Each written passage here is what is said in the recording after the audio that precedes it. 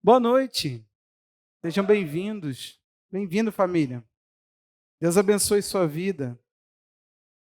Abra sua Bíblia, Primeira de Paulo aos Tessalonicenses, primeira carta de Paulo aos Tessalonicenses, capítulo 3, verso 1. Meu irmão, o nosso texto é esse. Mas antes de entrar no texto, deixa eu te fazer uma pergunta, é a minha introdução. Já dá para você ter umas conclusões sobre fé, sim ou não? Nós somos uma série. Gente, poderíamos arrastar pelo ano todo. E eu não sei quanto tempo dura. Eu nunca entro nisso determinando para o Senhor o que ele tem que falar. Eu sempre tento me submeter, entender os tempos, entender o que Deus está propondo. Presta atenção. A fé, ela é um assunto que veio ao meu coração com uma gravidade que eu nunca tinha tido antes. Veio a gravidade de Lucas 18:8. Eu conheci o texto, já preguei várias vezes, mas Lucas 18:8 diz: digo-te depressa lhe fará justiça aqueles que clamam de dia e de noite. Mas quando o Filho do Homem vier, porventura achará fé na terra? Está dizendo que na volta do Senhor, o que ele fez? Ele estabeleceu o reino na sua primeira vinda. Deixou aqui o reino. O Espírito Santo foi derramado, ele conquistou a salvação.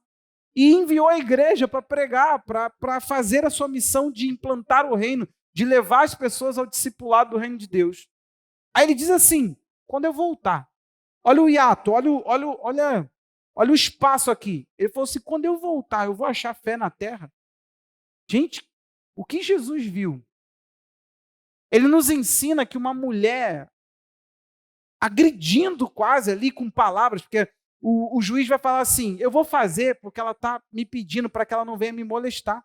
A palavra ali é causar dano, de ficar ali o tempo todo perturbando, é isso. Tá uma pessoa que te causa dano mental de tanto que ela insiste numa coisa? Sabe? Quando te bagunça por dentro. Teu filho falando: eu quero, eu quero, eu quero, eu quero, eu quero, eu quero, né? É isso. E aí ele falou: para que essa mulher não me perturbe? Eu não temo a ninguém, eu não tenho medo de ninguém, nem de Deus, nem dos homens, mas eu vou fazer. Jesus chega no final explicando que a perseverança moveu um homem ruim. Ele fala assim: a perseverança não vai mover um Deus bom. Só que ele vira e fala: mas quando eu voltar, eu acho fé na terra? Sabe o que ele estava falando? Em outras palavras, terão atividades de confiança, terão clamores, terá perseverança em se manter buscando a justiça de Deus. Que ali ele estava pedindo a um juiz, a viúva, pedindo justiça. Ele falou: vai haver pessoas clamando por justiça? É uma coisa muito profunda. Então isso me moveu. Agora, você já entendeu que fé não é um produto da tua confiança pessoal? Não é aquela coisa, aquele estímulo que você pega de você e fala assim: eu acredito, vai dar certo. Tem muita coisa que dá errado e é obra da fé, você tem que continuar na fé. Tem muita coisa da explicação bíblica sobre fé que são tragédias. Quer ver uma coisa? Não andamos por vista, mas andamos por... Agora você tem que saber, onde está esse texto? Hã? Coríntios, 2 Coríntios, capítulo 5, ó, verso 7. Qual o contexto disso? Porque você já ouviu alguém ensinando o seguinte: bota uma cadeira do teu lado para o teu esposo que não é crente. Pastor, Deus não honra essa confiança. Aí é outro assunto, é o pessoal da pessoa com Deus. Eu estou te ensinando doutrina da palavra. Eu não posso te ensinar a experiência dos outros. Pode ser que você vai ficar olhando para uma cadeira e falando: meu esposo vai sentar aqui, ninguém senta. Isso não vai dar em nada. Porque tu já ouviu essa história de fé de um monte de lugar? E eu lá vou ficar descaracterizando, eu quero mais é que tu se relacione com Deus e aprenda com Ele a forma como você manifesta a confiança. Ponto. Andamos não por fé e por vista. Aí a pessoa fala assim: por isso que eu estou botando a cadeira vazia aqui, porque eu estou vendo meu esposo sentado aqui. Mas esse texto não se diz nesse sentido. Esse texto está falando que ele esperava ser não despido das suas vestes, mas revestido. Ele está falando que o corpo era uma roupa para Paulo. E ele disse assim: se o meu corpo deste tabernáculo se desfizer, temos da parte com Deus um edifício feito não por mãos humanas. Aí ele disse que aquela roupa ali, que é o corpo dele, ele fala, ele vai sofrer uma mutação, uma mudança. Mas enquanto estamos nesse corpo, gememos. Ele está falando: o processo está doído, cara. Por isso que Deus nos deu a fé. porque eu não estou vendo nada mudar. Mas eu espero certamente irá mudar, porque ele prometeu. Aí ele fala que esse é o penhor do Espírito. Então ele falou, ele já deu a primeira parcela, ele enviou o Espírito para morrer nesse corpo morto, para viver nesse corpo morto. Ele não me dará um corpo para o Espírito dele? Ele não me dará uma habitação que vai refletir a glória da redenção, da compra, do resgate que ele fez? Será que ele não irá concluir a obra dele? Ele vai deixar a obra? Não! Por isso ele falou, eu não estou andando por vista, porque se eu olhar, eu só vejo um corpo querendo pecar, morrendo, a doença aparecendo. Ele fala, não me parece que dias de glória virão, parece que uma desgraça e um fim terrível, que é a morte. Ou seja, uma aparente derrota, a fé veio para estabelecer a vitória do Senhor. Agora vamos lá, por que a gente pode ver certamente esse corpo irá se transformar? Porque Deus pôs garantia no nosso coração, pôs o penhor do Espírito. Agora, 1 Coríntios 7 vai dizer assim, como sabe tu, ó mulher, que se salvarás a teu esposo? A Bíblia está colocando dúvida? Não, ela está estabelecendo que você prega, você ora, mas essa pessoa ela tem uma escolha a fazer. Ela pode renegar a fé. Então não há garantias de nada. Nós só podemos nos mover no poder de Deus e pregar para as pessoas, mas nós não podemos dizer certamente, porque eu olhei para uma cadeira e falei, eu vejo alguém sentado aqui que isso irá dar certo. Isso não é fé. Porque essa pessoa, ela não recebeu no coração, presta atenção aqui, nenhuma investida de Deus. Fé é Deus investindo em nós. A palavra diz que a fé vem. Vamos pegar a frase toda. A fé vem pelo ouvir e o ouvir pela palavra de Cristo. Tá. Então, a fé vem. Ela tem fonte. E não é. A fé vem do coração que quer alguma coisa. Não. A fé é produto de algo. E geralmente, claro, produto da palavra. Então, uma vez que Deus fala com você, você pode dizer, certamente isso irá acontecer. Aí tu pode botar 15 cadeiras empilhadas, falando, não só meu esposo, vai estar sentada a família toda aqui. Mas aí você pensa assim, mas espera aí, pastor, então ficou uma coisa para trás. Isso. Um pastor não pode falar. Tem que ser você com o Espírito Santo. Por isso que eu acho que já deu tempo de a igreja entender aqui que Deus ele pregou tanto um relacionamento que ele estabeleceu esses vínculos de crescimento num relacionamento. Você precisa ouvir de Deus aquilo que o seu coração precisa crer. Porque aí sim, certamente essa voz irá estabelecer um vínculo. Você vai poder exercer confiança. Agora, as pessoas pegam do nada em seus delírios e falam, vou comprar um carro. Já chama a existência. Vou andar com a chave. Vou não sei o quê. Meu irmão, tu pode fazer o que tu quiser. Pode ter a foto do teu carro. Não vai mudar nada. Isso não é fé. Por quê? No processo do cristão, procurando em Deus uma palavra de fé, Deus semeia em mim um nível de confiança. Pode ser que ele vire e fale, filho, você nem está pronto para um tipo de coisa assim. Antes, vamos conversar sobre o teu coração, porque é um relacionamento. Ele quer te desobstruir antes de te dar as coisas. Tu não quer isso, né? Tu não quer ser impedido, tu quer que a tua vida saia fluindo conforme o mundo. Às vezes ele fala assim, filho, para você não. Eu te chamei para ser profeta, para fazer alguma coisa diferente dos demais, para ter uma saciedade esquisita no pouco, para ter suprimentos que não condizem com o que você ganha. Você não crê nisso, né? Você não aprendeu que é do suor do teu rosto comerás? Você não vive ainda da maldição, porque isso é uma maldição, não sei se você sabe. Mas só para te informar, biblicamente, o suor do rosto é uma maldição. É Deus tornando o trabalho uma coisa penosa, difícil. Você ama isso, né? Mais um dia, menos um dia, do suor do teu rosto comerás. Hashtag, trabalho, jobs. Eu olho assim. Eita Deus. Então, se você não for para um relacionamento, eu posso afirmar que provavelmente você nunca trilhou um processo de fé. Aí você fala assim, agora eu entendi, cara. As pessoas chegam para mim dentro de igreja e falam assim, tem que acreditar que Deus vai te abençoar com um emprego. Eu falo, pastor, eu não consigo, eu acredito mais no meu braço. Claro, é algo palpável, você não tem fé. A fé, ela também é palpável. Como é que uma coisa que é? Ora, a fé é a certeza das coisas que se esperam. Ela se materializa nos dando certeza de coisas que os nossos olhos não viram. Lembra? No texto de Hebreus, ela está nos dando a conclusão daquilo que nós estamos procurando, que é a cidade, que está lá no texto. Aí ele diz, a prova de fatos que eu não vi. Como é que eu posso provar o que eu não vi, gente? Chega alguém, bate na tua porta e fala assim, você foi testemunha, houve um assassinato aqui atrás, nós estamos chamando você para testemunhar. Você fala, mas eu não vi. Não, mas você é testemunha.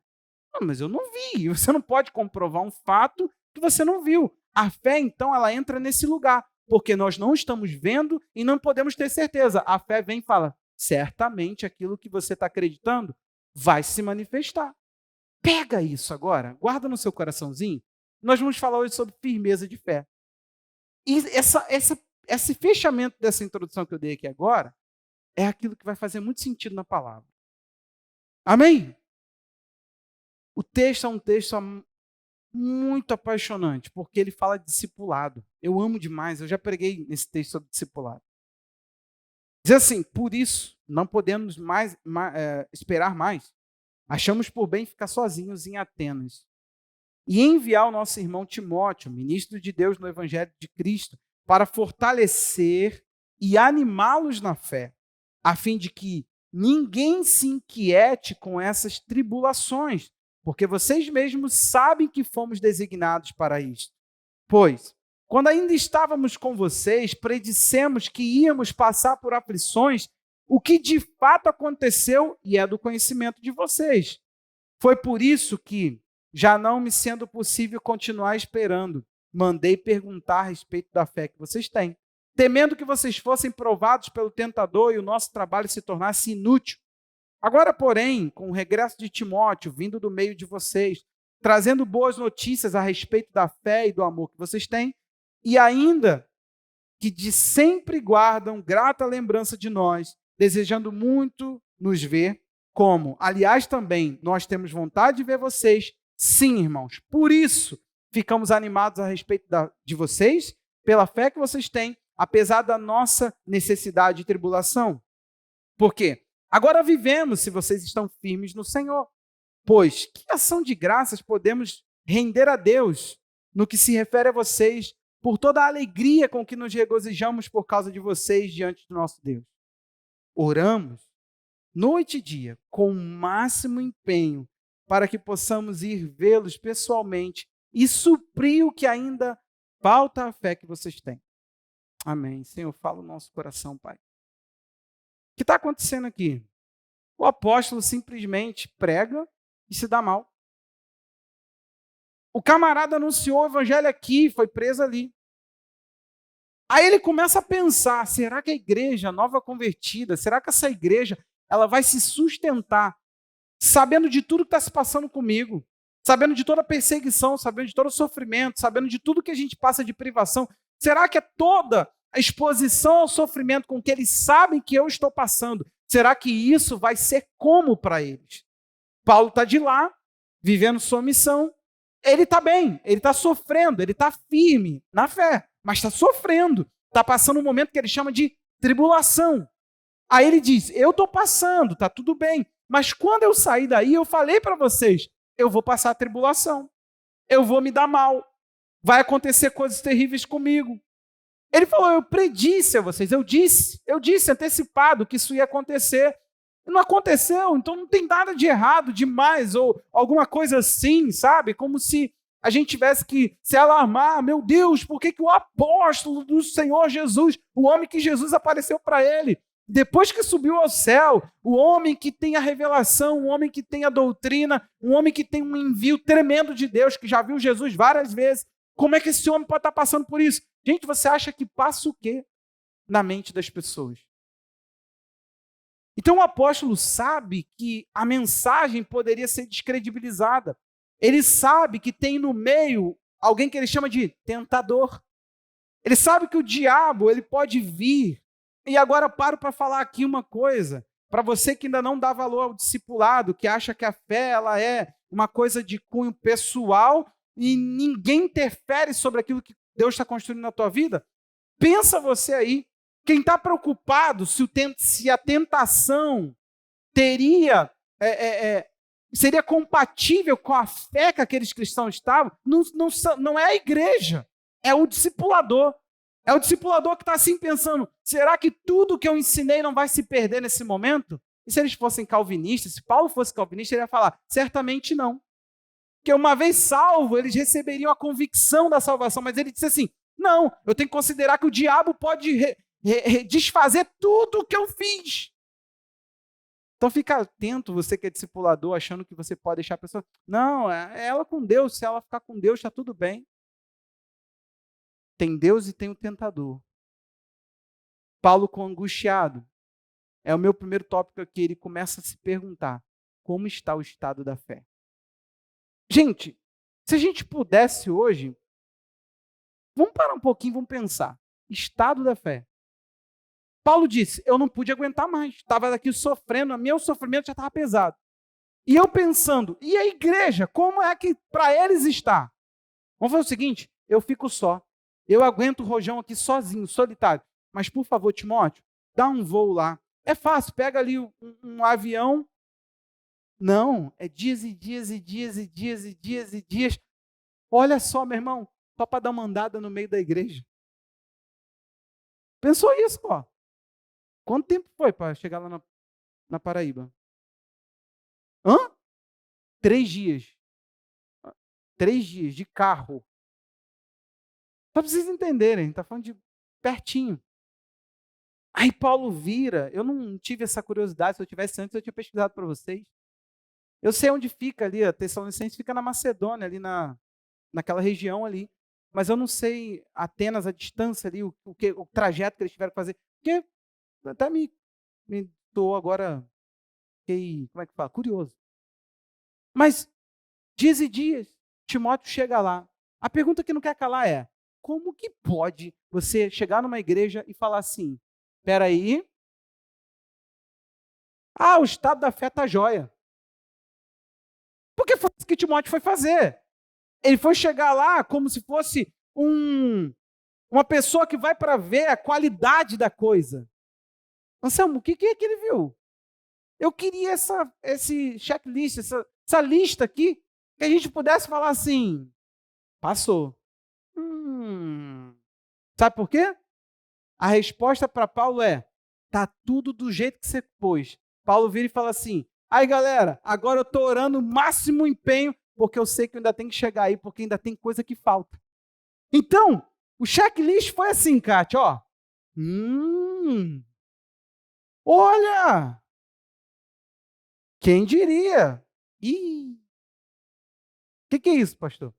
Timóteo tanto ficando feliz, quanto ficando surpreso, pensando, ainda estamos nesse nível? Ou, por que ainda tem isso aqui no nosso meio? Então preste atenção aqui, meu irmão. No início da carta, Tessalonicenses 1, capítulo 1, é a primeira carta ainda. No verso 2, capítulo 1, verso 2, Paulo fala isso, lá no 1, 2. Sempre damos graças a Deus por todos vocês, fazendo menção de vocês em nossas orações e, sem cessar, lembrando-nos diante do nosso Deus e Pai. Olha agora, eu quero que você pegue isso como meta para a tua vida. Operosidade da fé que vocês têm, da dedicação do amor de vocês e da firmeza da esperança que tem no nosso Senhor Jesus Cristo. Deixa eu te falar uma coisa. Paulo fazia isso em outras igrejas. Você sabe o que ele falou que chamou a atenção dele para os Efésios? Capítulo 1, verso 15. O que está escrito lá? Vamos ver o que é, Efésios 1, 15. O que vai acontecer? Você vai observar que o apóstolo Paulo, ele pessoalmente olhava esses dois fatores e falava, eis uma igreja. Hoje o pessoal bota uma placa, um templo, alguma coisa assim, eis uma igreja. Mas olha aí, por isso também eu, tendo ouvido a respeito, por favor, completa para mim, tá? Que vocês têm no Senhor Jesus Cristo e para com todos os santos. O que ele faz? Aí ele começa a orar para que Deus aprofundasse a vida deles na revelação, para que eles tivessem espírito de sabedoria e de conhecimento no pleno conhecimento do Senhor. Aí é que mora a questão. Se a gente pudesse afirmar o que Paulo pedia para que fosse visto, uma coisa é certa: eles precisam expressar a confiança deles em Jesus, dizendo, afirmando tudo que Jesus é e tudo que Jesus fez. Eles precisam ter no coração que o que Jesus fez está feito, que a cruz é a base dessa pregação, de que lá Deus os perdoou, os fez nascer de novo, os fez merecer o enchimento com o Espírito Santo. Paulo fazia assim. E ele virava e falava assim, mas acima de tudo, veja o relacionamento deles com Jesus, mas não deixe de observar como é o relacionamento deles uns com os outros. E lindo, Paulo virá para os Tessalonicenses, Paulo virá para os Efésios, e não é somente essas, a gente não vai ficar olhando todas, mas várias outras igrejas, Paulo falou a mesma coisa. Eu fico bobo, vocês têm amor e vocês têm fé. Então, um cristão genuíno, ele possui essas duas características e não tem como não possuir, não tem como ter um relacionamento vivo com Deus sem ter fé. A gente já entendeu isso e não vamos voltar a esse ponto. Agora, eu hoje preciso que você veja, que você note como está o estado da sua fé. Como é que está a sua expressão nesses dois tipos de relacionamento? Como é que você se relaciona? Qual o nível da confiança que você possui em Jesus e o que você espera de Jesus? O que é essa confiança aqui, ó? E o que você demonstra a partir desse relacionamento com o seu irmão? Sabe qual é o nível que a fé em Jesus te aproximou de pessoas?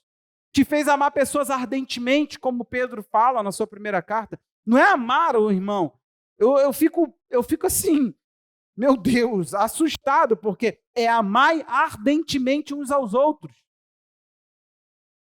Não está pedindo só para que eu ame Jesus, está pedindo para que eu ame o outro ardentemente. Então, como está o estado da sua fé? Sabe? Aos líderes de grupo, um bom exercício. Não sei se vocês já pegam a palavra e aplicam assim para a sua vida de discipulado. Ou não é possível que o Senhor Jesus só me fez eu expressar isso aqui por causa da minha inteligência. Eu sou muito inteligente. Não, Jesus quer que a gente aprenda com aquele que discipulou. E o apóstolo Paulo, mesmo com o derramar do Espírito, mesmo com a presença de Deus, mesmo com igrejas nascendo debaixo de sinais e prodígios, ele vira e fala assim, vai lá e procura saber como é que estão as pessoas. Eu preciso saber como anda a fé dessas pessoas. Porque eu não sei se sofreu abalos. Depois que o resultado não teve abalos. Ele vira e fala assim, mas ainda tem falta, pode ficar tranquilo que o papai vai voltar. Eu vou aí porque vocês têm ainda bases que não foram postas, vocês têm ainda deficiências que não foram supridas. Agora, se o apóstolo Paulo funda as igrejas da Macedônia, é o grande apóstolo representante dessas igrejas, envia cartas, cuida por intermédio dos seus cooperadores. Agora, a pergunta que não quer calar, e hoje? Se lá tinha falta, se lá ainda tinha necessidades, hoje as pessoas têm a Bíblia nas mãos e não conhecem o livro. Hoje, expressões de confiança em Deus passou a ser amuleto para a vida dar certo. As pessoas não têm mais firmeza para aguentar os rojões, as coisas que vêm. Porque sabe o que é péssimo para um pastor? Ele fica pregando otimismo, daqui a pouco vai lá a esposa dele, o esposo dele, um neto dele, alguém da família dele morre. Daqui a pouco você fica pregando otimismo, você fica pregando alguma coisa, alguém vai lá e fica doente. Ou você vê aqueles caras que ficam aí quilômetros e quilômetros de fila para impor as mãos, imposição de mãos é uma coisa bíblica, mas para quê? Quem sabe aqui? Está lá na palavra. É uma doutrina bíblica, Hebreus 6, lá em 1 Timóteo 5, mas tem um porquê de ser. As cartas de Timóteo, a Paulo a Timóteo, então, já nos ensina estabelecimento de liderança. Gálatas 1 diz isso, Paulo recebeu a destra da comunhão. Mas não, os caras ficam vendendo em posição de mãos. Daqui a pouco, quando eles estão doentes, eles vão parar num hospital desse aí, ó. Por que eles não... Ou manda algum bispo, alguém botar a mão também? Porque o otimismo deles é para que eles governem sobre pessoas. Aquelas pessoas, elas estão ali, elas estão fragilizadas, elas não sabem viver a tribulação. A ausência de um líder para impor as mãos para elas seria terrível. Como que elas sobreviveriam na época do Paulo, que o apóstolo tinha que ter dias e dias e dias e dias e dias, se para o Nordeste do nosso país é 3 dias de carro daqui para lá, imagina lá, naquele tempo, imagina as viagens longas, imagina quanto tempo levaria para Paulo, ou para a carta chegar. Meu irmão, tinha que ter um coração receptivo para a fé. Porque a fé foi pregada, crida, recebida e vivida. Porque Paulo falou assim, tem operação. A fé de vocês opera, é funcional, se vê fé, se vê fé. Que é operar? A palavra aí é uma palavra para isso, para funcionalidade. Ela é usada em outros momentos no Novo Testamento. E é uma palavra para isso, funciona, se vê, tem ação. A palavra de Deus é viva aí. A mesma palavra, é isso, é funcional, é agente, tem um agente, tem uma agência, tem alguma coisa sendo feito. Então, talvez é a hora de você parar e falar assim, cara, como é que está o estado da minha fé? Eu posso chamar de fé? Alguma vez Deus plantou convicções em mim? Primeiro é esse ponto. Você precisa achar o estado da sua fé. Você precisa se responder francamente, como está o estado da sua fé. E no segundo, eu já me refiro a um outro grupo. Porque hoje eu quero terminar falando para 2 grupos. Fracos e fortes. Meninos e homens feitos. Para gente que parece que... Eu quero que você se encontre hoje. E você vá para o teu grupo. Vai para o teu grupo de discipular. Está tudo bem estar lá nos meninos. Mas se você talvez está no grupo dos homens, tentando funcionar como homem, cheio de dúvidas, é péssimo para a tua vida cristã. Talvez está na hora de você voltar e falar, não. Aqui ainda há campo para as dúvidas, ali não. Ali eu estarei em pecado, você vai entender isso aí a fundo. Então, o segundo grupo aqui, eu preciso falar para aqueles que querem estar firmes na fé. Porque, eu não sei se vocês compreendem isso, mas fé exige firmeza. A fé, quando ela vai crescendo em você, Deus semeou algum nível de confiança. Por exemplo, existem pessoas, eu preciso começar para você entender assim, que as pessoas acham que creem. Teve um dia, eu já contei isso aqui para vocês, o cara estava ajudando, eu estava fazendo parte de um mutirão, junto com essa pessoa, aí a pessoa virou e falou assim, pastor, hein, meu vizinho falou que tem inferno. Aí ele, falei para ele, rapaz, desse bobeira, rapaz, inferno? Isso aqui, o inferno é aqui, ó. Gente, é possível que você já balançou. Quer ver uma coisa? Você já viu Isaías 66 profetizar no reino de Deus? Não? Deixa eu te contar aqui. Isaías 66 nos dá uma imagem assim, ó, que o rei e aqueles que vão adorar o rei na sua cidade vão poder sair. Aí você falou que ia esquecer, não é? Sempre se pregou isso. Esse mundo imaginário, fantástico mundo de Bob, para os mais antigos aí. Presta atenção aqui. A Bíblia diz, eu vou rasgar logo, está escrito, aliás, está escrito. Então depois você caça lá, você vai ver, que da cidade que sairá e entrará pessoas para adorar o rei, está profetizando o reino de Deus, vai poder ser visto o cadáver daqueles que não adoraram o rei, daqueles que não serviram, daqueles que rejeitaram, lá no fogão. Lá da cidade de adoração vai poder ser... E você achando que ia esquecer, né? Mas com base em quê? Algum pastor que não sabe lidar, sabe com o quê? Foi pregar para você, ó. Deus é amor. Sim ou não? Quem é que pode se dizer, eu sou amor? Não pode, você pode dizer que ama. E a Bíblia ainda diz que o teu amor é imperfeito. Ou seja, você não é nem perfeito naquilo que é perfeito. Você está aperfeiçoando o amor. Isso que 1 João te ensina. Você não sabe amar. Por isso que eu ensino a vocês, empurra teu cônjuge para Jesus. Você não sabe amar a Deus, que é amor, quem dirá você? Tira o cônjuge de Deus. Só sobra ele e ele. Tu quer mesmo alguém carnal do teu lado, você achando que ele te ama e achando que ama ele? Você não entendeu ainda? Amarás o Senhor teu Deus de todo o teu coração, com toda a tua força, com todo o teu entendimento? E o segundo é semelhante a esse. Amarás o teu próximo como? A ti mesmo. Você acha mesmo que alguém vai pegar um posicionamento uma postura de doação, que isso é amor, e vai saber amar fora de Deus? Viaja não. Cara, corre enquanto é tempo e entenda a Bíblia. Entenda a Bíblia, sai do gospel, sai do tradicional, sai dessa muvuca que foi todo mundo te empurrando e você foi gritando a mesma coisa. Nós vamos esquecer, porque não vamos saber lidar com aquele parente nosso que não foi para o céu. A pergunta que não quer calar, Deus é amor? E o inferno é eterno? O lago, melhor, o inferno não, gente. O inferno não é o pior. A Bíblia diz que o inferno, falso profeta, a besta, foi pego. Está lá em Apocalipse 21, nesse livro aí. Foi o livro que falou, foi eu não, hein? E foi jogado no lago de fogo. O fogo é eterno? As pessoas vão sofrer eternamente ou elas vão sofrer parcialmente? Como é que vai ser isso?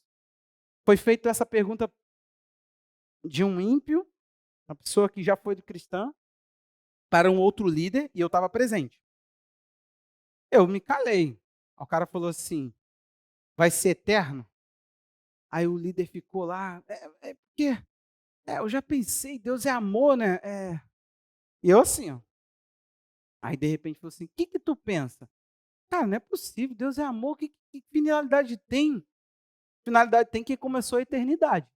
Primeiro ponto, se aquilo lá é o estado eterno, acabou, é o fim dos... Grita, para ver se o seu ouvido ouve. Fala, gente, fim dos... Se o tempo vai acabar, o que vai restar? Fala, gente, eternidade. Mas é chamado de rudimentos da fé, primeiros princípios, Hebreus 6. E o que diz lá? Os princípios rudimentares da nossa fé. Juízo e o que Jesus veio dar? Vida eterna. Tá, então já vamos lá. Se começa a eternidade, como é que aquele estado vai ser momentâneo? Inteligência, matemática. Viu como é que eu também sei matemática? Se o juízo é chamado eterno e a vida é eterna, como é que aquilo vai passar? Não vai passar. E a Bíblia chama aquele momento de perdição completa. Viu como é que você é inteligente? Eterna. Pastor, como é que Deus vai lidar com isso? Meu irmão, sai dessa infância gospel de que vai dar uma amnésia na sua cabeça. Sei lá, meu irmão. Não vai. Você vai ter consciência de quem morreu e não quis, de quem foi para o juízo eterno e de quem foi para a vida eterna. Fique tranquilo, porque Deus também vai ter e Ele vai ficar tranquilo com isso. Eu não sei como é que vai ser essa história, não, pastor. Não vem depois perguntar, não, irmão. É só uma visão, é uma profecia. Agora, vai ter uma consciência de que os cadáveres estão lá no fogo. Ah, então vão estar mortos. Não, gente, é só uma figura. Naquela época era uma imagem, uma sombra. Não era uma coisa exata, mas agora a gente sabe que é o lago de fogo. Você crê mesmo no céu, salvação? Você crê mesmo nesse negócio? Talvez você não tenha firmeza. Vamos sair disso, vamos pensar outras coisas. A palavra de Deus tem muita coisa que a estrutura carnal não consegue dar conta. Você já viu alguém falando assim, eu quero ser feliz? Quando essa pessoa estava falando o quê? Vou de me divorciar por quê? Nosso casado para sempre era muito maneiro. E os pastores contaram uma história, e é fato, gente, é fato.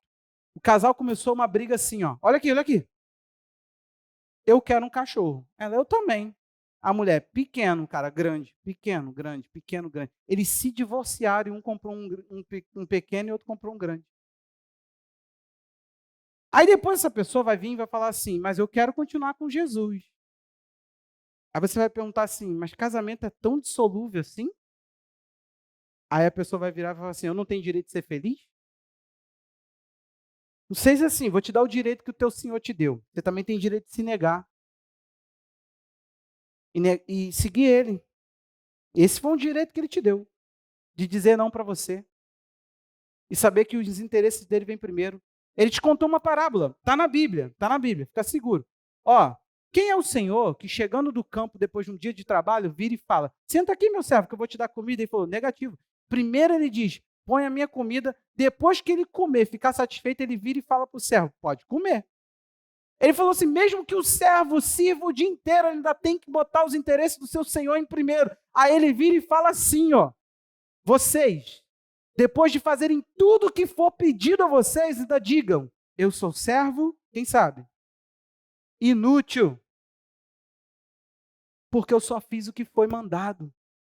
Jesus falou assim, nem espera tapinha nas costas, você só me obedeceu e era só isso que eu te... Vamos seguir o assunto, vamos seguir o assunto.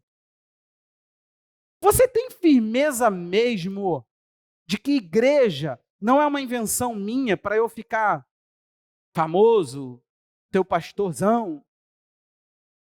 Você tem firmeza disso mesmo? Você tem firmeza que você precisa da igreja? Vamos começar. Não dá para se dizer eu sou a igreja, porque igreja é uma palavra coletiva, ajuntamento, reunião, congregação. Aquilo ali não é uma congregação ainda. Não, é uma congregação ainda, não é uma igreja. Então, é e não é. Na cultura dos homens, congregação não é igreja. Mas na cultura de Cristo, é exatamente o que a igreja é, porque junta pessoas. Mas os homens criaram um negócio aí, tem uns negócios aí, denominações, tem esses negócios que os homens criaram. Aí, olha agora, ajuntamento de pessoas, subentende-se uma igreja. Tá, Jesus vem buscar você, a igreja. Ele vem casar com o povo, então é coletivo, tudo é coletivo, ainda não é você. Corpo de Cristo, lembra? Só se você for mãozinha da família Adams. Você não tem como ser corpo de Cristo sendo um membro só. Você precisa estar ligado a outros para que você se forme o coletivo. Você é membro individualmente de um só corpo. Ah, não vou ficar explicando doutrina por doutrina. Mas você crê mesmo na igreja? Você se dedica por ela? Você crê mesmo que o reino de Deus é aquilo que devemos buscar em primeiro e a justiça? Hein? Mesmo? Você entendeu que o reino de Deus vem antes de você? Hein? Buscai o reino de Deus em primeiro lugar, a sua justiça e as demais coisas, ou essas coisas, vos serão acrescentadas. Vocês creem mesmo nisso? Eu estou tentando te explicar que você precisa ter firmeza, convicção, apego, certeza absoluta, não pode haver dúvida. Tem coisa que tem que sentar no teu espírito e ficar. E você falar assim, eu sou até teimoso. Pastor, eu me apeguei tão firme a isso que Jesus falou que eu me tornei isso. Isso. Aí você pode dizer, estou na fé. Antes disso, você está caminhando num processo de entendimento, você tá sendo evangelizado, estão te contando a notícia. Antes que você possua toda a convicção do entendimento dentro de você, você não pode se dizer um cristão em fé. Pode haver faltas, gente, olha o texto, podem haver faltas. Então, imagina você que não confia, sabe? Eu estou aqui falando para você, você tem que andar pelo Espírito, você fala, não acredito que é assim. Então, você tem que andar em santidade. Eu não acredito, eu não vou explicar cada doutrina. A graça de Deus é o favor de Deus para te levar onde você não consegue. Então, não existe mais eu não posso, existe eu me rendo. Estou me ensinando o tempo todo isso a vocês, mas você fala, mas eu não confio, eu não acredito assim, eu não quero. Gente, você tem que ir para um a um com Deus. A vida devocional foi o que ele estabeleceu. Deus não veio para te dar uma religião, ele veio para te dar um relacionamento. Entra com ele, vai com ele, entenda ele, conheça ele, beba dele, alimente dele. Aí você fala, mas eu não creio assim. Então, gente, você não tem firmeza de fé, você não sabe o que crer. Talvez é um tempo que você tem que parar mesmo. Abandonar ministério. Você tem que sentar e falar assim, me ajuda. E, gente, tem mal nisso não. Lembra? Eu falei, eu só queria que você achasse seu grupo. Tu só está do lado de cá, que tem mais dúvidas que convicções. Esse grupo aqui é um grupo mais certo. É um grupo chato, é um grupo que fala assim, eu não entendi. Não tem como, eu não tenho como. Gente, hoje eu falo para vocês, eu poderia me decepcionar com vocês, vocês me botam para fora daqui, me joga fora eu daqui. Eu não tenho nada aqui dentro, graças a Deus. Meus livros não ficam aqui, meus livros não ficam aqui, ênfase nos meus livros não ficam aqui.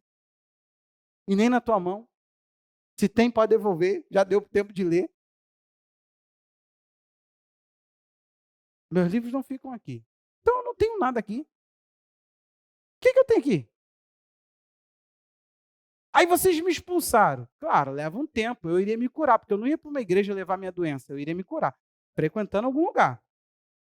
Eu iria procurar um lugar. Logo, eu ia estar num grupo, numa família cristã. E passava um pouquinho, eu ia olhar para o meu coração, ver se eu tinha condição, e ia começar a cuidar de pessoas. É meu ministério. Porque eu sou convicto. Não é isso aqui que me faz quem eu sou, ou pastor, ou cristão. Isso aqui é só a reprodução do que eu já creio.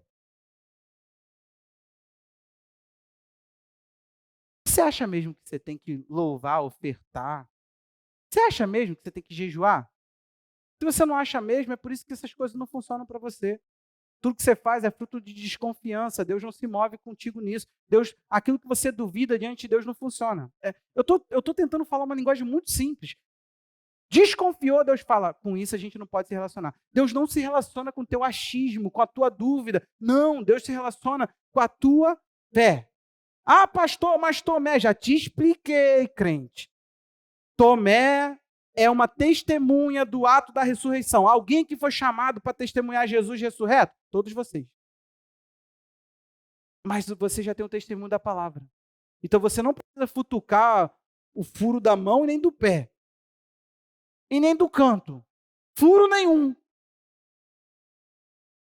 Porque o término do encontro de Jesus com Tomé foi: seja crente e não incrédulo. Está escrito isso em João. Então, por favor, você quer saber o que está acontecendo aqui? 2 Coríntios, eu pensei que já tinha lido o texto, aí eu me liguei que não. 2 Coríntios 1, 24. O que está acontecendo? Paulo, por favor, anote, mas não perca a atenção. Olha só o que está acontecendo nesse texto. O apóstolo Paulo está reivindicando para si a autoridade da igreja. Ele está falando, ó, vocês podem ter muitos ministros, mas vocês não têm muitos pais. Eu sou o pai de vocês. Só que nessa de você ter que virar para a igreja e falar assim, meu irmão, tu não é ovelha do Silas Malafaia, eu estou pouco me lixando para que Silas Malafaia pense. Eu estou pregando para você aqui dentro, você é minha ovelha. E você já viu e fala, arrogante. Arrogante. O que é isso? Tá, meu irmão, mas se eu que estou te conduzindo, eu não posso te conduzir no caminho que o Silas acha que Jesus está. Você está seguindo, isso aqui é pastor e guia, não? Ou guia e pastor, que é a mesma coisa na palavra? Não é isso. Não é um orientador. Como é que eu vou te orientar no caminho do outro? O que está acontecendo então? O apóstolo fala assim, eu que sou o pai de vocês. Esse aqui que é papai. Aí sabe o que está acontecendo? Ele tem que fazer esse adendo aí dessa explicação. Não que tenhamos domínio sobre a fé que vocês têm, mas porque somos cooperadores da alegria de vocês. Por quê? Pela fé vocês estão firmes. Ele está falando assim, vem cá, não, eu não mando na fé de vocês, eu coopero com ela. E tem mais, é ela que mantém vocês? Fala aí, por favor. Esse termo firmes, ele é muito interessante. Gente, eu não dou tanta ênfase, eu estudo essas coisas, mas eu não dou tanta ênfase a isso. Só que esse termo firmes, ele tem uma parada muito sinistra. É como se a Kátia falasse assim, tá todo mundo aqui sentado, correto? Com exceção das pessoas que trabalham. A Kátia do nada desse um salto e se posicionasse diferente aqui, em pé. Não necessariamente em pé, mas a Kátia tomou uma postura que o ambiente não está tomando. É como se fosse isso. Eu estava ali e de repente eu tomei a postura de subir aqui. Então eu estou numa outra postura em relação aos demais. Está todo mundo virado para cá, eu estou virado para aí. Estamos juntos. Por que isso é relevante? Porque aqui ele está falando, porque pela fé vocês estão firmes. 1 Coríntios 10, 12 é um texto conhecidíssimo. Aqui, ó. Por isso, aquele que pensa estar em pé, veja que não. Essa palavra em pé é a palavra firmes. Por que é importante a gente falar disso? Ele está falando que em pé é uma postura. O cara assumiu um posicionamento. Então preste atenção e de uma vez por todas, está na hora de você aprender a se posicionar. Está na hora de você aprender a ter uma vida com Deus que você fala assim, eu sei no que eu creio. Eu vou orar quinta-feira, mas não é porque o pastor fica dando bronca. Não, você não tem que ter essa linguagem. Você tem que falar assim, o pastor está correto. Eu entendi, eu fui na palavra, eu vi que tem coerência. Ele está falando que eu sou sacerdote, está escrito isso aqui. Ninguém vai me tirar esse direito, eu vou orar quinta. Você entendeu, meu irmão? Essa igreja aqui não te bitola. Não custa nada eu virar para você e falar assim, não, nós temos aqui o círculo de oração dos varões. Então não precisa orar, não. Os varões oram por você. Alguma coisa contra? Ter um círculo, ou um quadrado, ou um triângulo de varões que oram? Nada. Nada contra. Pode ter dezena deles. Eu quero mais que tenha. Quero mais que vocês orem. Agora, você acha mesmo que um pastor vai ter que ir para Israel para orar pela tua vida? Eita, você ainda está aí? Então lanhou. Tá, sabe quanto que tá? Tem um curso que eu estava querendo. Gente, a gente fez o câmbio. Não sei se o Túlio, a pastora, vai lembrar. Quanto que custaria aquele... Que isso? 30 mil reais. Um curso que eu queria fazer em Israel. Era o curso, gente. Era a oportunidade. Era tudo que eu falo para Deus que eu queria fazer. 30 mil. E eu dou uma moradinha lá no Sinai por você, ó. Não vou poder. Mas a gente escapola, irmão. Eu com meu porte atlético, meu histórico de atleta, eu subo o morro correndo rapidinho, dou uma moradinha, queima até teus pedidos. Se tu me enviar, eu queimo até teus pedidos lá, irmão. E se bobear mesmo, eu trago pedra do Sinai para a tua vida. Pode ser uma das rochas onde Moisés foi escondido quando Deus passava. E a gente nem dá, começa a vender isso. Me empolguei. Gente, eu sou muito criativo. Eu te falo, irmão. Você quer a pedra do esconderijo? Para você que quer entrar no secreto, Deus colocou Moisés no secreto para ele passar. Aí daí tu vende. Se tu levar essa pedra, meu irmão, tu vai ter uma experiência com Deus. O cara pega a pedrinha e fala, custa quanto? Eu pago. Essa pedra veio do Sinai. Pode ser uma das pedras que Moisés foi escondido nela para o Senhor passar. Gente, eu faço vocês rir porque a gente tem que dar risada. Isso não representa a nossa fé. Mas os lenços curavam, mas eram dados. É a minha crise, cara. Então, gente, se tem o poder de curar por uma roupa, por um suor, cara, eu ia sair esfregando meu suor na cara de todo mundo. Eu ia sair jogando assim, toma, Kátia, recebe. De graça, vem. Você entendeu? Não é não? Eu fiquei pensando na época do Covid, falei, meu Deus, o que eles vão arrumar agora? Ficar todo mundo quieto, né? Aí arrumaram um trem de uma semente que fazia com que o Covid não pegava na casa. Eu desisto. Então presta atenção aqui. Era isso que eu queria que você fizesse. Está sendo ensinado? Postura. Está sendo ensinado? Posicione-se. Está sendo ensinado? Fala de que lado você ficou. Os grupos pequenos são para isso. Não é uma estratégia satânica G12, M12 e 1212. Não. É um lugar onde você vira e fala, gente, eu preciso crer, mas eu não estou conseguindo alcançar. Me ajuda. O pastor pregou, mas eu não entendi. É um lugar para você ser afirmado na fé, para você ser confirmado na fé, para alguém falar, sim, o que o pastor falou, eu reafirmo. Olha, era lá que a mágica deveria acontecer. Você deveria sair do teu grupo falando assim, quando é o próximo? Cara, ainda tem um intervalo entre uma mensagem e outra, porque eu preciso crer. E eu preciso tomar postura. Eu preciso estar em pé. Essa palavra em pé, ela não fica só aí, não. Interessante, eu estou te mostrando por que eu trouxe a palavra aqui. Para a gente entender. Romanos 14, 1 a 5, vamos lá? Olha o que esse texto interessantíssimo nos fala. Gente, antes que o teu coração se encha de qualquer coisa errada, por favor, me permita ler com você e explicar o texto. Acolham quem é fraco na fé.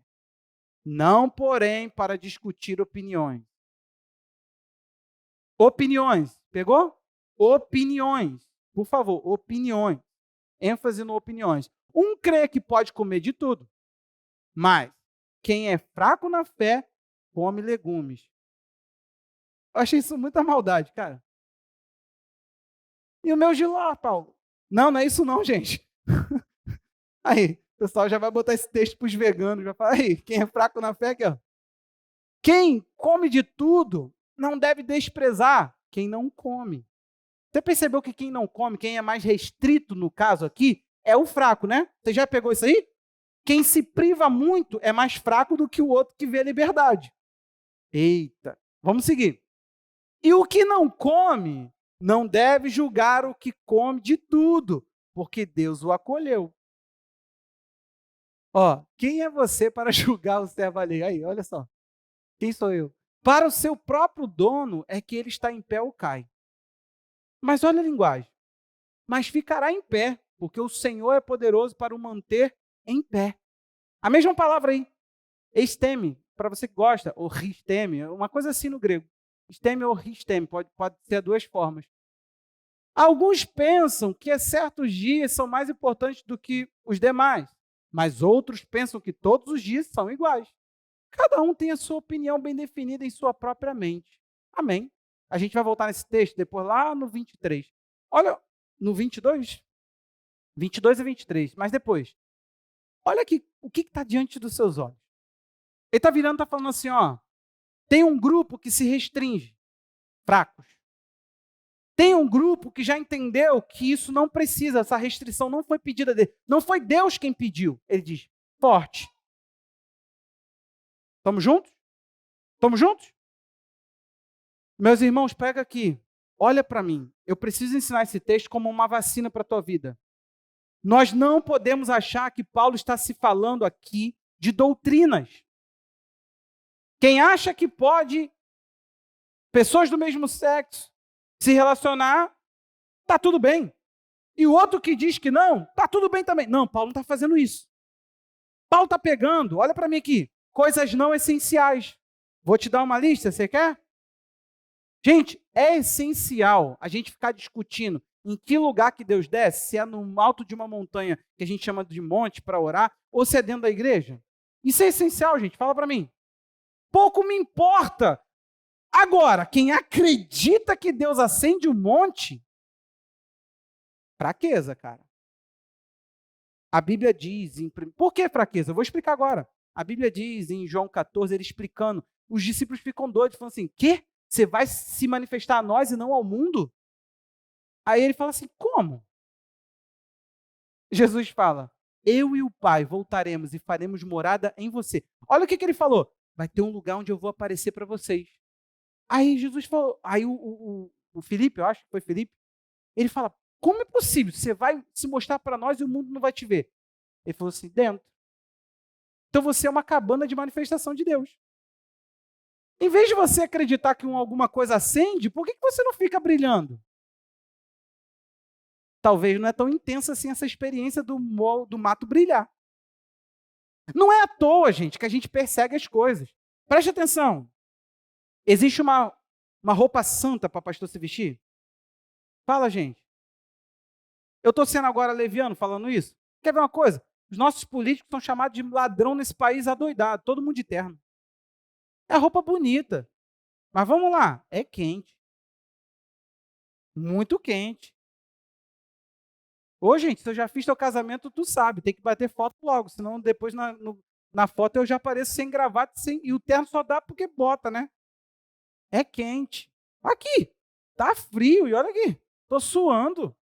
Outra coisa, você acha mesmo que todo mundo aqui tem que ter dinheiro para bancar um terno por domingo, por quinta? É por isso. Agora, é pecado usar terno? Fala para mim, irmão. Se algum dia eu parecer que de terno eu estou errado? Não. A gente precisa entender uma coisa. Decência começa do interior para o exterior. A pessoa pode estar toda coberta e ser indecente. Ô, gente, você sabe que as mulheres lá no tempo de Jesus, elas andavam bem cobertas, né? Bem cobertas. Tinha um problema do cobrir o cabelo. Como é que se tinha, então, cobiça? Porque não está, gente, no que se mostra, está no coração do homem que pratica. A gente tem que entender as brigas que a gente tem que entrar. Isso não é briga. Eu já contei para vocês da briga maravilhosa que tinha no bairro Corumbá, onde eu morava. Você sabe o que os irmãos discutiam? Era assim, ó. Tua igreja é a paz do Senhor ou boa noite? Aí, não, graça e paz não tinha. Graça era batista e assembleia. Aí, não, presta atenção. Os irmãos, o meu pai ficava assim, não, aquele lá não é crente não. Aquela igreja não é igreja de crente. Eu passo por eles e falo, a paz do Senhor. Eles vêm para mim e falam, boa noite. Gente, era briga. Eu não sei se eu estou conseguindo me fazer entender. Briga, discussão. Vocês não são crentes. Aí veio nós. Gente, você tem que ver a alegria da minha família. Qual é a sua denominação? Essa semana eu contei pro pessoal aí. Falei, comunidade. Ah. É sério? Eu não estou melhorando. Então. Ah. Comunidade, né? Nem procura saber o nome, comunidade, né? Sei. Pode dar glória? Foi essa a pergunta que eu respondi. Pode, gente, dá glória aí para ele ver que pode. A hora os pentecostais ficam com uma Kátia, cara. A Kátia estava ali, não estava. Ela foi pega de surpresa. Se eu desse, 1, 2, 3 da glória. Você ia ver que é o da Kátia que é o maior. Ô, gente, como é que a gente não pode glorificar o Senhor? Essa é a causa que a gente quer discutir. Ai, não. Os crentes não estão sabendo nem lidar com coisa pequena. Eles estão querendo discutir se Ô, a paz do Senhor, graça e paz. E detalhe, não é puxando sardinha não, mas o término de todas as cartas de Paulo, todas, eu disse quê? E Hebreus não foi Paulo, mas alguém muito perto, eles fechavam assim, ó, que a graça e a paz sejam. Então não é puxando sardinha não, mas nós da comunidade mandando bem nessa parada aí. Não, gente, isso não tem. Meu Deus, me dá a paz do Senhor, graça e paz. Eu sinto falta. Teve uma vez que eu cheguei na igreja e falei assim, saúde, irmão. Aí ele virou e falou assim, que isso, cara? Não é assim não, é graça e paz. Eu falei, não, Tiago falou saúde. A gente não entendeu o sentido disso, entendeu? Isso é a discussão. Para que serve? Eu já ouvi lá que se eu dar a paz para o irmão, ele não me der a paz, vai voltar para mim. Não, não está escrito isso. Você já ouviu, mas não está escrito. Você não leu, você ouviu só. Está escrito. Se você for evangelizar uma casa e aquela casa não for digna de paz, casa de paz, faça a sua inscrição, participe conosco, abra uma casa de paz. Se você for a uma casa e for oferecer a paz e aquela casa não quiser a paz não é que volta no sentido de agora eu fico mais em paz, é no sentido de que eles não obtêm aquilo que você foi levar, porque você é um mensageiro de paz. Eu acho que tem coisa mais relevante para a gente discutir. Mas tudo isso é a cultura nossa de igreja. Essas coisas bobas, dona Tânia. Boba, vou chamar de novo. Boba, ridícula, insignificante, que só leva à falência espiritual, que só mantém as pessoas mais meninas. E se você pergunta para elas isso, elas vão te repetir como todo mundo sai falando. E nós somos um bando de povo repetidor de coisas com um livro na mão que está escrito a verdade. Não temos firmeza. Nós temos que começar a reconhecer, nós não temos firmeza. Gente, nós não temos firmeza. Um jovem chegou há uns anos atrás e perguntou para o pastor dele, pastor, por que a gente não pode tocar rock na igreja? Só que ele falou, rock é o ritmo, gente. Aí o pastor falou assim, porque rock é do diabo, ele afirmou. Ele falou assim, mas e o forró que o senhor toca? Ele falou, não, forró não, corim de fogo. Gente, com todo respeito, são ritmos quentes. Salsa, bolero, forró. E agora tem uns ritmos mais ainda dançantes entrando nesse ritmo de música cristã que o pessoal chama de corim de fogo. Com todo respeito, não, está na hora da gente repensar se o nosso rock é do diabo. Aliás, para mim isso já é uma coisa passada. A gente ainda vai discutir isso em igreja, gente? Eu estou mais preocupado do porquê as pessoas fazem um estardalhaço quando canta devidas músicas. E elas não têm sensibilidade para o mesmo Deus que fez delas a barraca da manifestação para músicas lentas. Eu tenho essa preocupação. Me parece mais um êxtase da alma do que um poder do Espírito. Está criticando, pastor? Não, irmão. Estou aplicando o que acabamos de falar. Nós somos a cabana da manifestação, a gente não precisa de nada disso, a não ser quem se manifesta, que é Deus. Por isso, para mim, o louvor pode ser lento, arrastado, chato, bom. Pode ser antigo, novo, de todos os ângulos. Só não pode não ser uma coisa. Não pode, se não canta Jesus e não canta a mensagem dele, para mim não presta. Pode ser o cantor que for. A gente tem que discutir isso. Tem letra bonita. Nosso Deus é tão belo. A gente tem um livro de 150 canções, poesias. Nós temos um livro de lamentações que a igreja, de forma pobre, chamou o profeta de chorão. O cara fez uma lamentação que está o tempo todo. Jesus falou, cantamos lamentações, eles não choraram. Cantamos música alegre, eles não dançaram. Você nunca ouviu isso na boca do Senhor? Era normal. Alguém que se fazia triste, ele falava, vou compor para mostrar minha tristeza. E vai ser uma tristeza, um lamento diante de Deus. Converta o vosso riso em pranto, a vossa alegria em tristeza. Ele fala, lamentai. Lamento. Isso é Tiago. Olha que pobreza que nós temos. É para isso que nós temos que nos atentar. Por que a gente aceita qualquer música ruim? Não, porque é de Jesus, pastor. Foi feita para Jesus. Foi não, irmão. Foi feita para o CD.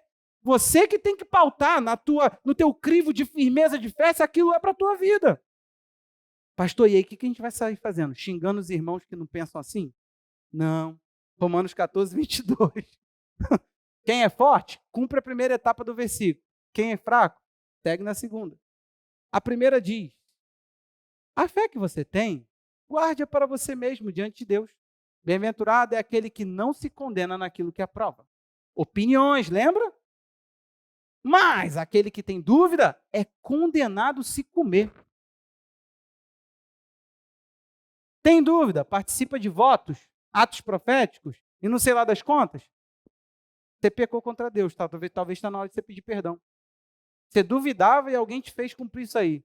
Pois aquele que faz não provém de fé. E tudo o que não provém de fé, completa por favor. Você entendeu? Ele falou assim, cara, Deus só quer saber de uma coisa. Sabe por quê? Presta atenção aqui. Você acha mesmo que o irmão que sobe o monte, ele está só querendo uma montanha alta para orar? Ele está julgando que com isso ele está fazendo um sacrifício de oração. Então ele está fazendo para quem? Para mim? Hã? Para Deus. O que te interessa? Deixa a pessoa. Ela está ali com a fé dela diante de Deus. Eu que vou interferir nisso? É só opinião. Será que a elevação do chão faz... Não, deixa com a pessoa. Isso não influencia em nada, vai mudar em nada. Não vai mudar em nada para mim, nem para ela. Quando nós afirmamos que a gente nós não iríamos ter vida de marido e mulher antes do casamento, ou seja, a gente não iria namorar, não iríamos beijar na boca. Aí sabe o que aconteceu? Eu fui perseguido dentro da igreja. Falavam que eu mentia. Cara, fui ridicularizado. Aí eu te faço uma pergunta, que boca que não beijou, não foi a minha? O que te interessa? Eu te garanto que alguns crentes aqui beijaram na boca, ficaram muito mais oriçados do que eu. Tiveram que ter noites de problemas e eu, graças a Deus, me livrei disso. Agora, por que te incomoda? Eu te pedi isso.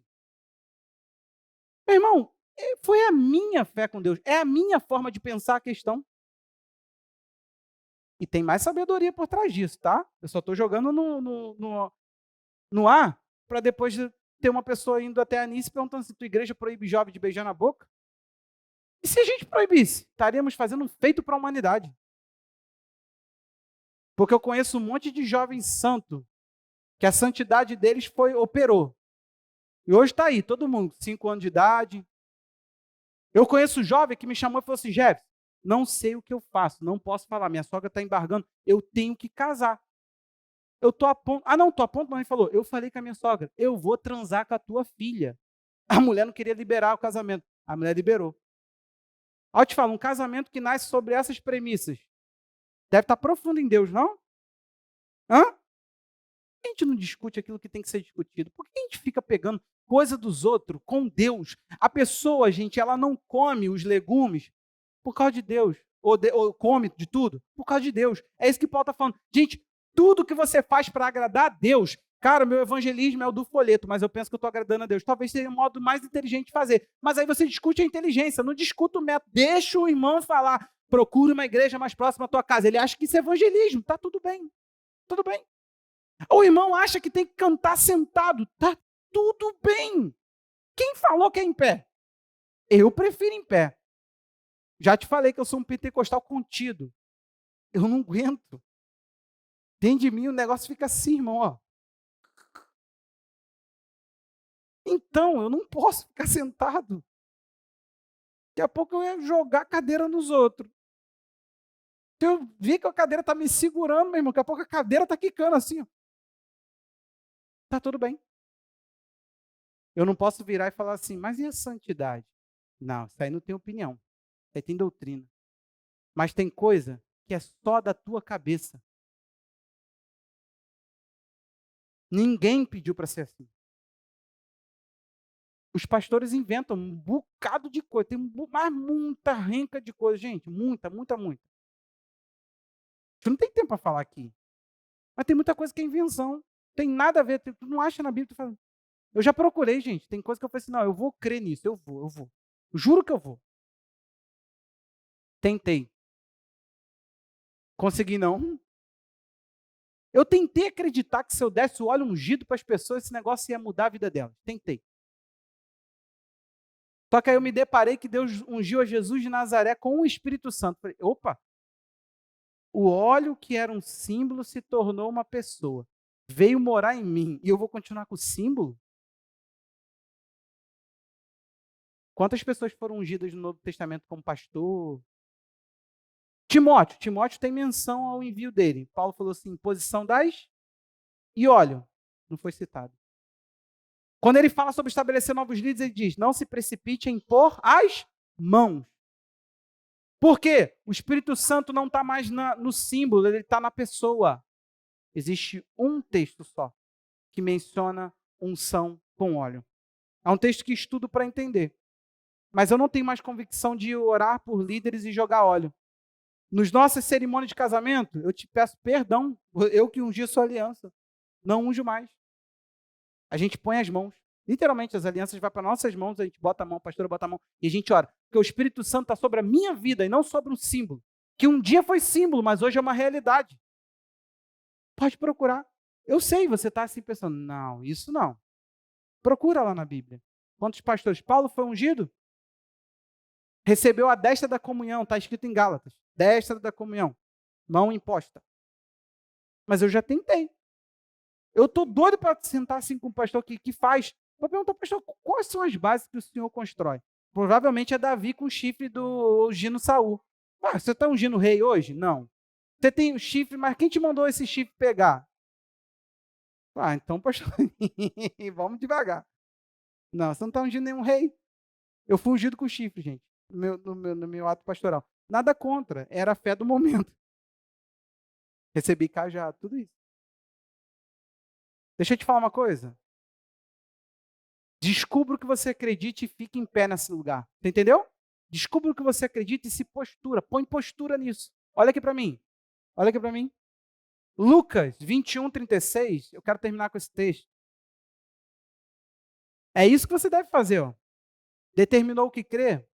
Portanto, vigiem o tempo todo, orando, para que vocês possam escapar de todas essas coisas que têm que acontecer, para que vocês possam estar em pé na presença do Filho do Homem. Vocês são inteligentes. Que termo grego é esse aí? O mesmo termo. Firmado, firme, uma postura, assumiu um comportamento, fez alguma coisa, reagiu. Aí ele está falando assim, quando Cristo vier, meu irmão, tu vai ter custo. Será que tu vai ter condições de fazer isso aqui, ó? De pé significa, deu bom. Depois você não entendeu, não? Todo joelho em um momento vai se dobrar. Sabe por quê? Vai ter ateu à toa. Vai ter todo mundo prostrado. Todo mundo dizendo, Jesus é o Senhor. Mas ali não vai ter mais salvação. É só reconhecimento de adoração. Será reconhecido, mas não terá validade para ser salvo. Por favor, recebe no teu coração hoje. Você precisa fazer uma postura. Ei, olha aqui. Olha para mim. O Senhor Jesus, Ele quer que você faça alguma coisa com aquilo que você está ouvindo. Reaja de alguma forma. Meu irmão, tem muitas posturas aqui que parecem revelar o inverso do que pregamos. Eu acho que você quer sim, que eu te venda uma mãozona na tua cabeça. Que tu não vem orar pelo teu sacerdócio. Não, pastor, tem que ser, eu oro na minha casa. Ah, ainda temos que entrar nesse ponto? Pelo amor de Deus. O Espírito Santo desceu aonde, gente? Num lugar de unanimidade. Eu nem vou falar. Você ora o Pai Nosso no individual, perdoa as nossas. Você fala nossas? Nossas é quem? Só está você ali. A mentalidade é sempre empurrando a gente para o coletivo, para o ajuntamento. Você ainda acha que a gente não tem que se reunir, que você faz sozinho. Puxa, você é muito bom. Você substitui todo o ato devocional de uma igreja. Ó! Então também naquela hora lá fluem todos os dons. Você fala em línguas e você interpreta, né? Como é que funciona lá no teu 1 a 1? Todos os dons fluem ali. Gente, você precisa do outro. Ei, nós somos uma igreja que queremos fazer discípulo? Hã? Sim. Se você não quer, passa a querer. Você tem que ensinar pessoas a andar com Jesus. E você tem que andar com Jesus. Você tem que ir para o discipulado. O que adianta a gente ouvir sobre isso e nunca tomar uma? Não se posiciona do lado daqui, ó. Eu não consigo crer. Isso! Vai para o teu discipulador e fala, me ajuda. Não é a postura de barraqueiro, não. Eu não penso assim. Cuidado com essa frase. Porque aqui ninguém pensa, a gente segue. Cuidado. Cuidado que você vai ter que me mostrar por que você não pensa assim.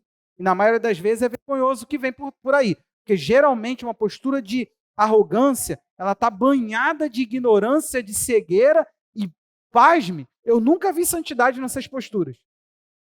Então, fica humilde e se posiciona do lado das crianças. Fala, ó, aqui é o lugar da dúvida. Tá tudo bem. Eu tô cheio de restrição. Não consigo acreditar. Vou ficar só no legume. Tá tudo bem, irmão. Desse lado aqui, tá pessoas convictas. A gente não precisa desprezar ninguém. Não precisa, gente. Você precisa olhar para as pessoas e falar, a hora que elas me derem um mole, eu puxo elas para o lado daqui. Porque lá tem mais dúvida do que aqui. Agora, você precisa achar. E posturar. Tem que tomar postura. Tem que falar, pastor, a partir de hoje, não é tempo a sós com Deus? Então é desse lado daqui. Aí tem que ficar desse lado aqui, ó. Pronto. Você vai falar, ali é o fraco. Ali é fraqueza. É desse lado aqui que eu estou. E aí o discipulado, evangelismo, vai te custar, irmão, afirmar muita coisa. Vai te doer. Você vai perder muito falando que você crê. Afirmando que você quer, você vai perder muito. Eu estou te falando que eu perdi. Tem coisa que eu olho assim e falo assim, caramba, é mais vantajoso desse lado aqui. É mais leve. É mais fácil ficar desse lado aqui. Quando eu olho para o lado de lá, eu falo, cara, lá é mais livre. Não aguento não. Eu vou falar que o Giló não é bom, mas é. Desculpa, irmão, não aguento não. Vou ficar do lado daqui. Você entendeu? Pastor, o que acontece do lado de lá? É tão limitado. Pensa Pedro, irmão. Não podia pregar porque achava que os outros eram imundos. Cara, Deus levou um tempão. Será que ele vai levar quanto tempo com você ainda nessas tuas crendices que só te atravanca, só te paralisa, só te faz ficar bitolado, só te faz julgar os outros? Sabe por quê? O lado maior. Mera coincidência, pensa comigo agora. Todo cristianismo muito restritivo, com restrições que a gente fala, não é Deus que nos pediu, é o homem quem diz, é assim. Ele sempre olha para lá e fala, a Bíblia fala que é eles que julgam, não é o lado daqui. O lado daqui também não condena, mas o lado daqui diz, pô, a gente paga um preço maior. Foi o que um irmão fez comigo, gente. Estava na rua, eu recebi uma profecia, que era para eu parar de ficar com essas garotas. Só que faziam 5 anos que eu estava solteiro sem ninguém. Eu abomino ficar. Isso é coisa do capeta, do inferno. Eu não toquei na boca da minha esposa. Você acha mesmo que eu ficava com alguma garota? Só que uma irmã profetizou. E na frente de todo mundo. Aí falou assim, sai dos salmos. Deus te quer na água mais profunda. Aí ela virou e falou, tu é crente, jovem? Eu falei, sim. Ela olhou para as demais e falou assim, ele é crente, aqui. Você sabe o que aconteceu? Tinha um menino que era fraco na fé. Ele olhou para mim depois que ela saiu. Eu falei, cara. Falei pro meu amigo assim, você viu que ela. Ele virou e falou assim, cala a boca. Fala mais nada. Eu falo para você, cara. Aí virou pro pai dele na fé.